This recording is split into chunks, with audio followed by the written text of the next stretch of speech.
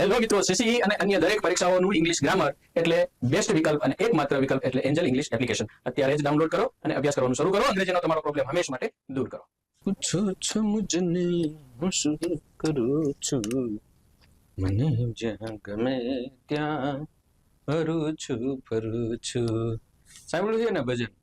શું પૂછો છો મુજને કે હું શું કરું છું, મને જ્યાં ગમે ત્યાં ફરું છું. વાહ, કુદરતની દયા એવી છે. સર, એવું થાય એવું નથી કા? અરે એક્ઝામ માથે છે અને ફૂલ તૈયારી બાકી છે. તો અત્યાર સુધી ક્યાં ગયો તો ભાઈ?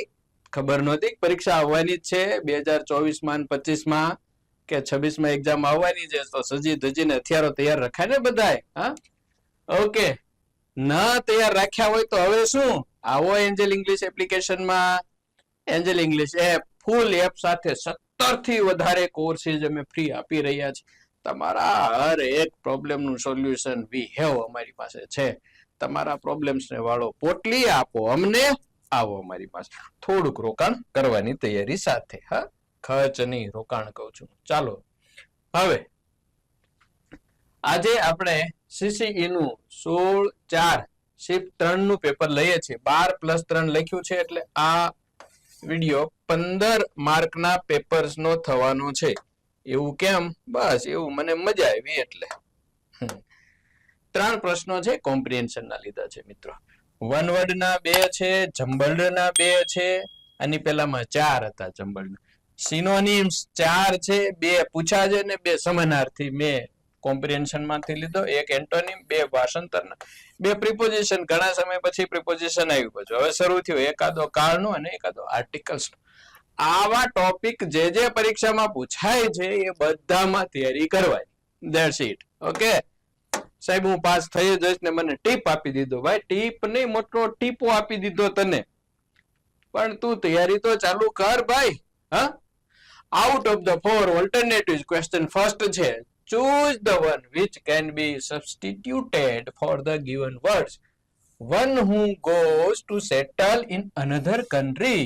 બીજા દેશમાં સેટલ થવા માટે જાય તો ભાઈ જવા દે ને, શું કામ ને તું હેડેક લે છે? અરે એમ નહીં સાહેબ, એના માટે શબ્દ સમૂહ શું કહેવાય? તો એને નેટિવ કહેવાય, ટુરિસ્ટ કહેવાય, ઇમિગ્રન્ટ્સ કહેવાય કે નોમડ કહેવાય? નોમડ.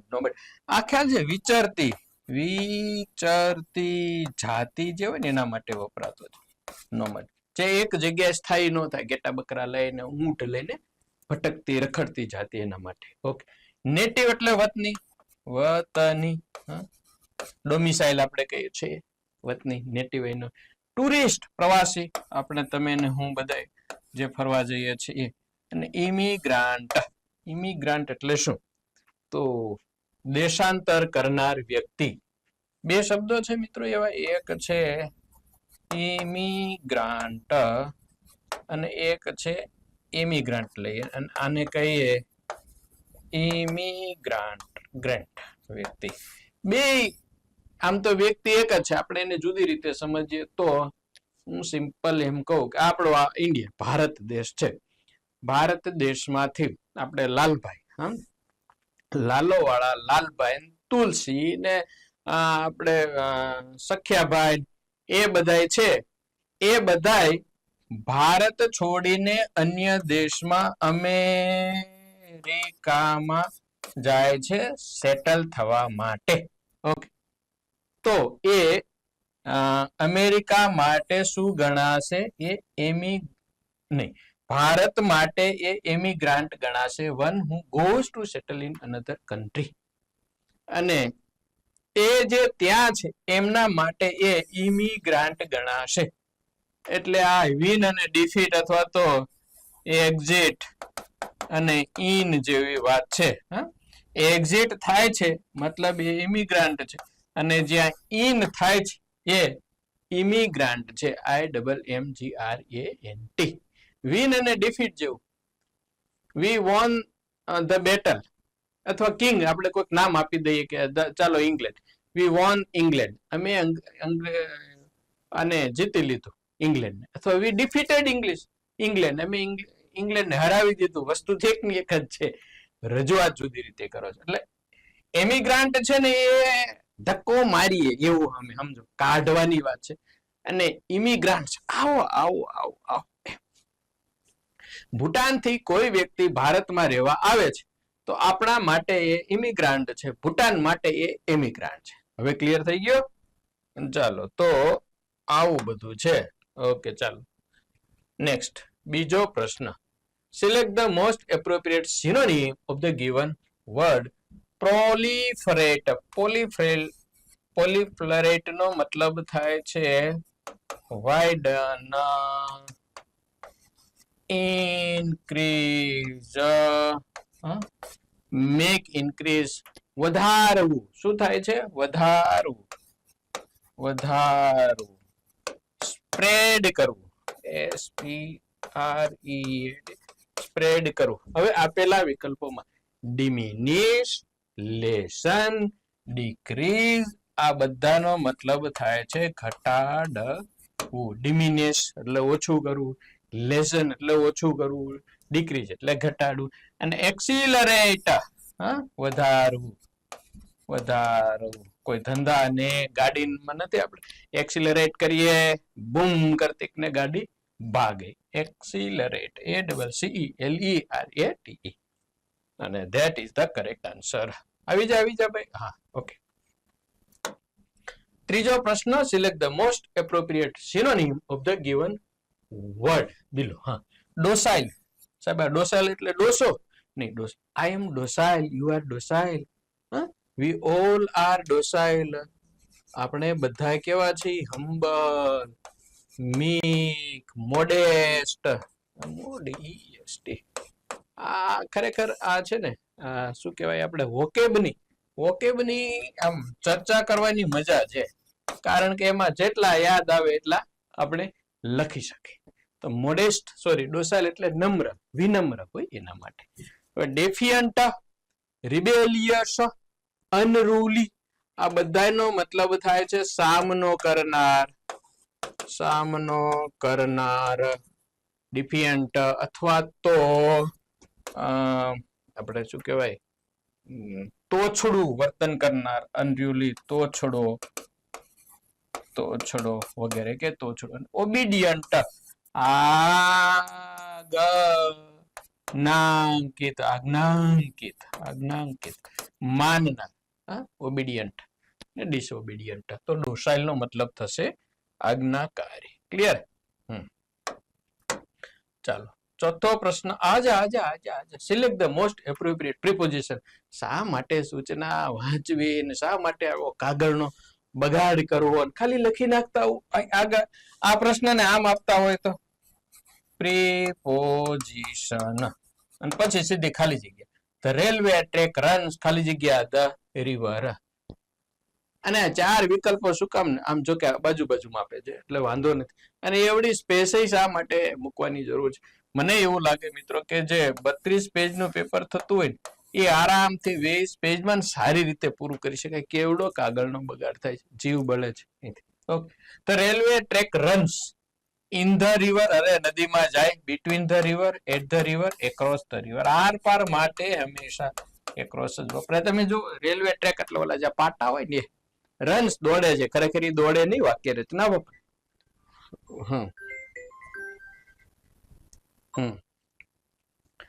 રન્સ ઇન ધ રિવર તો નદીમાં બમ કરતા પડે.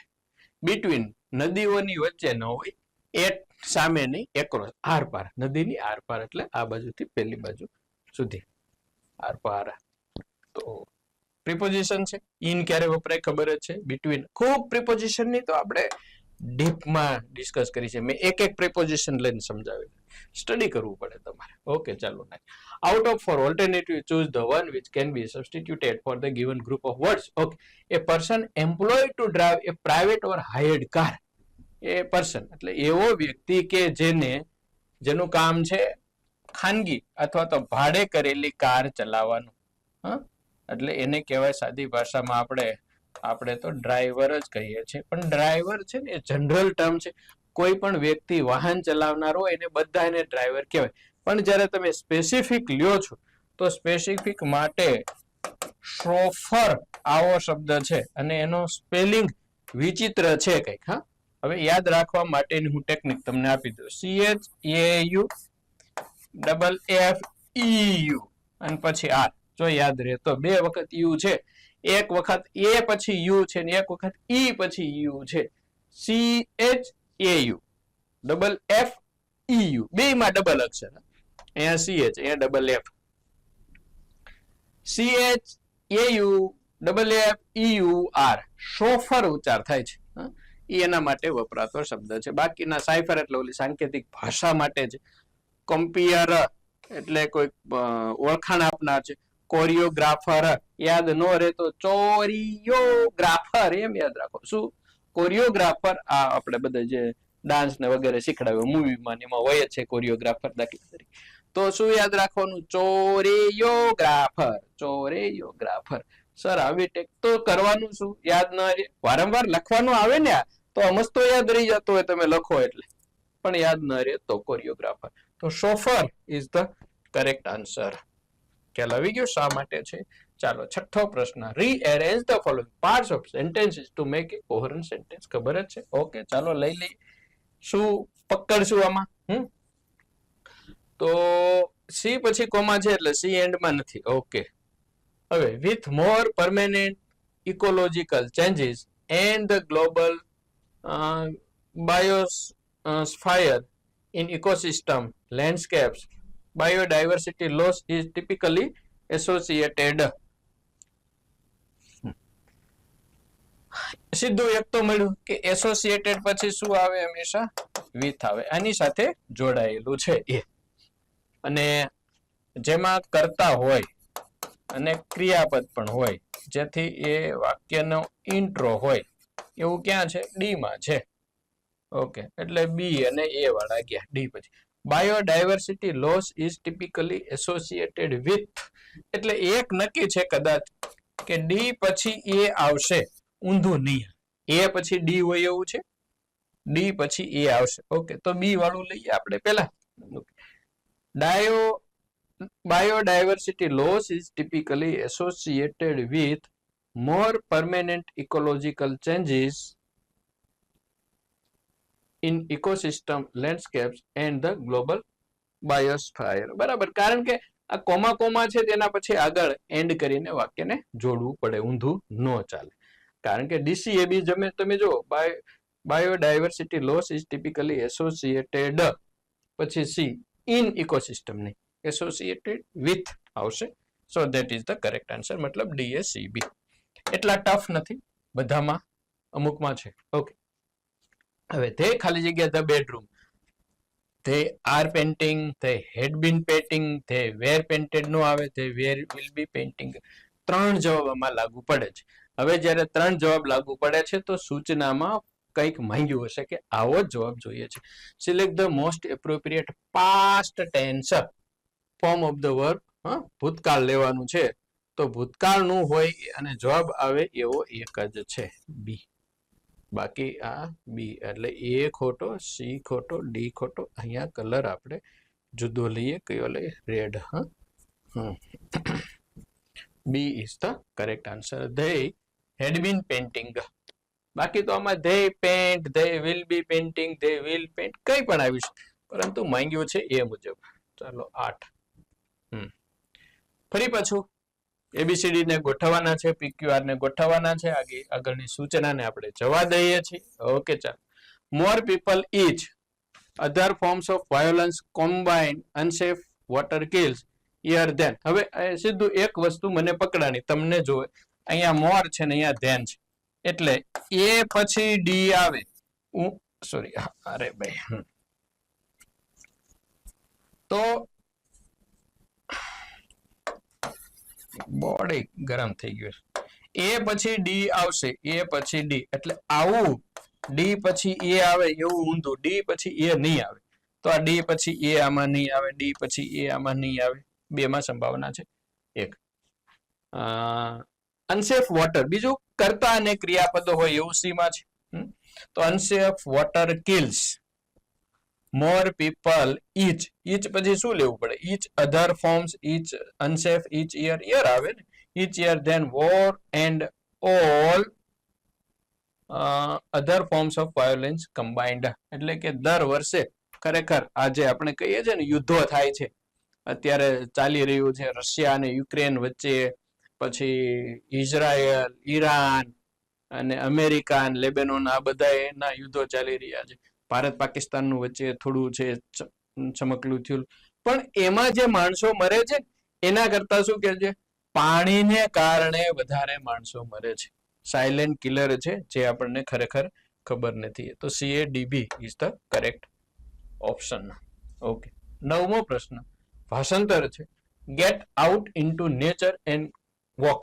મને એવું લાગે અહીંયા ગેટ આઉટ ની જગ્યાએ સારું એવું લાગે ગો આઉટ લાગે સારું, પણ હવે લખ્યું છે તો આપણે શું કરવું. Go out into the nature and walk. પ્રકૃતિ, કુદરતમાં જાઓ અને ચાલો. પ્રકૃતિમાં ચાલો અને જુઓ, જુઓની વાત જ નથી. ચાલો પ્રકૃતિમાં જાઓ, ચાલો જુઓ પ્રકૃતિમાં જાઓ અને ચાલો. આ આજ્ઞાર્થની રચના છે. આજ્ઞાર્થ. પ્રકૃતિમાં જાઓ અને ચાલો, કુદરત સાથે તાલમેલ કરો.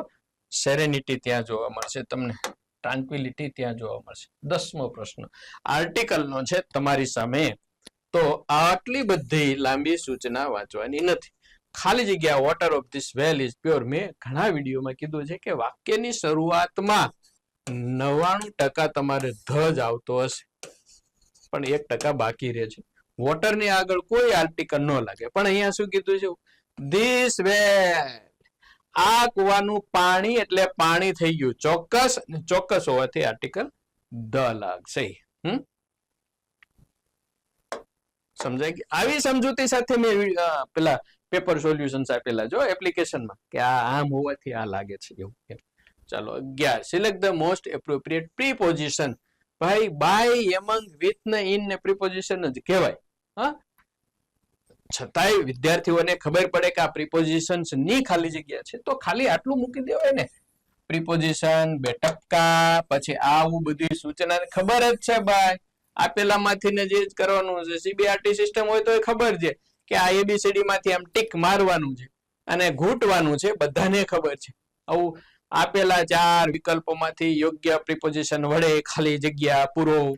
શા માટે? This scarf was given to me, ખાલી જગ્યા જો. અરે પેસિવ નું વાક્ય છે ભાઈ, મેં તો જોયું નથી. પેસિવ તો બાય વપરાય. This scarf was given to me by John. John દ્વારા મને આ સ્કાર્ફ આપવામાં આવ્યો હતો. Among, John, with John, in John. બહુ સિમ્પલ છે, સાવ સરળ ખાલી જગ્યા છે મિત્રો. તો આવા વાક્યો, આવી ખાલી જગ્યાઓ તમારો સમય બચાવે. ભાષાંતરમાં જોજો આવું જ હશે. વાક્યનો સાચો અંગ્રેજી અનુવાદ શોધો. એ ખૂબ જ ધીમેથી બોલે છે. He speaks too slowly. તો આમાં TO નો આવે, TOO જ આવે, એટલે ગયું. ગયું. He speaks too slowly. He speaks too slowly એટલે મતલબ બે વયા ગયા. અતિશય ધીમા ખૂબ જ માટે. હવે બોલે છે તે એક વચન હોવાથી એસ વાળું રૂપ આવે, એટલે બી પણ ગયું. જો આપણે આખું વાંચ્યું નથી ત્યાં ખબર પડી કે સી જવાબ જ આવે. He speaks too slowly so we cannot hear. આગળમાં જ ખબર પડી કે આટલામાં જ. તો આવું કઈ તમને આખું ભાષાંતર વિચારવાનું એવું નથી. 4 વિકલ્પો આપેલા છે, ટેકનિકલી થોડુંક જોઈ લેવાનું છે. ઈ સાથે એસ લાગે એવા વિકલ્પો 3 છે, પણ અતિશય ખૂબ જ માટે TOO વપરાય. અને એવો વિકલ્પ અને એસ વાળો હોય એવો એક જ છે, સી. અને આ વસ્તુ મેં સમજાવવામાં એકાદી મિનિટ લીધી હશે કદાચ. તમે જ્યારે પરીક્ષામાં જોશો તો તમારે 20 થી 30 સેકન્ડમાં તો હદ થઈ ગઈ, ખબર પડી જવાની છે. ઓકે, એટલા માટે એમ કહીએ છીએ કે આ જે વસ્તુ છે ઇંગ્લિશ તમારો સ્કોર કરશે. તમારું જે રીઝનિંગ અને મેથ્સ છે મિત્રો, એ આટલા સમયમાં સોલ્વ કરવું, થઈ જવું ટીચર્સ માટે ઈઝી છે, સ્ટુડન્ટ્સ માટે એટલું ટફ છે. ચાલો 13 આવી જાય ને ભાઈ. હા 13. હા, કોમ્પ્રિહેન્શન. પેરેગ્રાફ વાંચો અને જવાબ લખો. અરે ભાઈ જવાબ ક્યાં આવી ગયું યાર. એક્સેસિબલ, ગુજરાતી અર્થ આવે એક્સેસિબલ, એક્સેસ કરવું. એક્સેસિબલ એટલે જેને આપણે પહોંચી શકાય, ખોલી શકાય. ઓપનેબલ, એક્સેસ કરવું. આપણે નથી ઘણા કોમ્પ્યુટરમાં વગેરે આને કંઈક એક્સેસ કરવું છે, મતલબ કંઈક ખોલવું છે, ત્યાં પહોંચવું છે. રીચેબલ લખ્યું છે, રીચેબલ. હા, આ રીચેબલ, પહોંચી શકાય એવું. હેન્ડી, હાથ વગું. ઓકે, મળી જાય એવું. ડિસ્ટન્સ એટલે દૂરનું. કન્વિનિયન્ટ અનુકૂળ, CONVINIENT કન્વિનિયન્ટ અનુકૂળ મતલબ તરત મળી શકે એવું. રીચેબલ નજર પહોંચે ત્યાં તરત જ દેખાય છે એવું. તો ડિસ્ટન્ટ એટલે દૂરનું. તો આ રીચેબલ, કન્વિનિયન્ટ, આ રીચેબલ એક્ઝેક્ટ એનું સમાનાર્થી સાવ નજીકનું. એક્સેસિબલ નું સાવ સમાનાર્થી નજીકનું એટલે રીચેબલ, અને એનું દૂરનું એટલે ડિસ્ટન્ટ. એનો વિરોધી શબ્દ છે. આ કોમ્પ્રિહેન્શન નો પેરેગ્રાફ છે મિત્રો, સોરી કોમ્પ્રિહેન્શન પેરેગ્રાફ માંથી લીધેલો આ પ્રશ્ન છે, જેમાં પેરેગ્રાફ વાંચ્યા વગર જવાબ આપી શકાય આવું આવે તો. સિનોનિમ માંગ્યો છે હવે. કોમ્બેટ, કોમ્બેટ એટલે લડાઈ, લડાઈ, ઝઘડો, ઝઘડો હાથાહાથની થઈ જાય એવું આપણે કહીએ. હા, એડવાન્સ એટલે આગળ વધવું, આગળ વધવું. હા, ફોસ્ટર એટલે પાલન કરવું, પાલન કરવું, જેને આપણે નર્સ શબ્દ પણ વપરાય, NURSE. એન્કરેજ પ્રોત્સાહન આપવું, પ્રોત્સાહન આપવું. અને ઓપોઝ વિરોધ કરવો, વિરોધ કરવો મતલબ કોમ્બેટ લડાઈ કરવી, ઝઘડો કરવો, વિરોધ કરવો વગેરે. તો ધેટ ઇઝ ધ સિનોનિમ અથવા સમાનાર્થી ઓફ ગિવન વર્ડ. ચાલો 15 આ છેલ્લો હશે મને ખ્યાલ છે ત્યાં. Synonym of the given word vulnerable, vulnerable,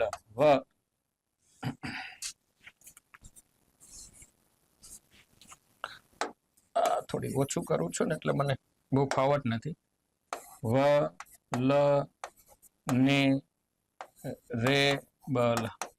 vulnerable એટલે એવી વસ્તુ, આપણે કોમ્પ્યુટરમાં અમુક ફાઇલ હોય, એ ફાઇલમાં વિરુસ, વાયરસ ઘૂસી શકે, ઇઝીલી ઘૂસી શકે. ઇઝીલી શું થઈ શકે? એન્ટર થઈ શકે. એટલે એને આપણે કેવી ફાઇલ કહેવાય? વલનરેબલ ફાઇલ્સ કહીએ આપણે. મતલબ એ એને બ્રેકેબલ હોય, બ્રેકેબલ હોય, એને તોડી શકાય તેવું હોય, એક્સેસેબલ હોય એવું. હા, એક્સેસેબલ હોય, એક્સેસેબલ હોય એવું. હવે શિલ્ડેડ એટલે ઢાંકેલી હોય, જેનો શિલ્ડ હોય એ. તો એ શિલ્ડેડ એટલે રક્ષિત હોય. આ ટૂંકમાં થઈ ગયું કેવું? રક્ષિત. કવર્ડ ઢાંકેલું હોય, એ પણ રક્ષિત થઈ ગયું. વોર્ડેડ એ પણ એવો જ અર્થ. અને સસેપ્ટિબલ, સસેપ્ટિબલ એટલે જેને પહોંચી શકાય તેવું. તો D is the correct answer. તમારા આ જે કોમ્પ્રિહેન્શનમાં જે પેરેગ્રાફ આપેલું, ગજબના નવા શબ્દો એમાં મળતા હોય છે. ઓકે, ચાલો તો આ હતું મિત્રો. અને બીજું ટૂંકમાં બહુ ઝડપથી સફળતા મેળવી છે, પ્રેક્ટિસ કરવી છે, તો આ બુક તમારી સામે છે, 66 English MCQs book. Thanks. Have a good day. જય હિન્દ, જય ભારત.